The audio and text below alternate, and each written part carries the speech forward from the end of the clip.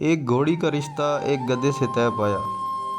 یہ خبر سن کر گھوڑا برہم ہوا، کہنے لگا گھوڑی سے، کیا میں گدھے سے بھی کم تر ہوں؟ میں تو تیری نسل کا ہوں، اصیل خون ہوں، طاقتور ہوں، مجھ پر سوار ہو کر جنگیں لڑی جاتی ہیں۔ میں نے جنگل، بیابان، پہاڑ، میدان جنگ سب فتح کیے ہیں۔ میں تو وہ ہوں جسے بحر ظلمات میں دوڑایا گیا۔ میں پھرتیلا ہوں، جرری اور توانائی سے بھرپور ہوں، اسی لیے تو طاقت کی پیمائش کو ہارس پاور کہا جاتا ہے۔ اور لمبی ریس کا گھوڑا یہ بھی مجھ سے منسوب ہے۔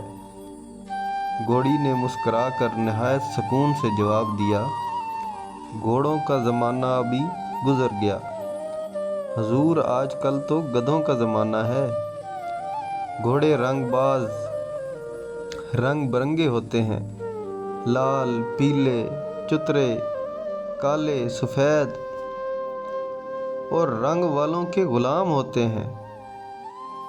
اکثر یہی گھوڑے غلامی کرتے ہیں رنگ والوں کی، لیکن گدھے ایک ہی رنگ کے سادہ، عاجز اور ہمیشہ سر جھکائے رکھنے والے، کبھی حکم عدولی نہ کرنے والے، ڈنڈے کھا کر بھی دم دبائے کام کرنے والے، ذمہ داریوں کے بوجھ سے ان کی کمر جھک جاتی ہے مگر زبان سے کوئی شکوہ نہیں نکلتا۔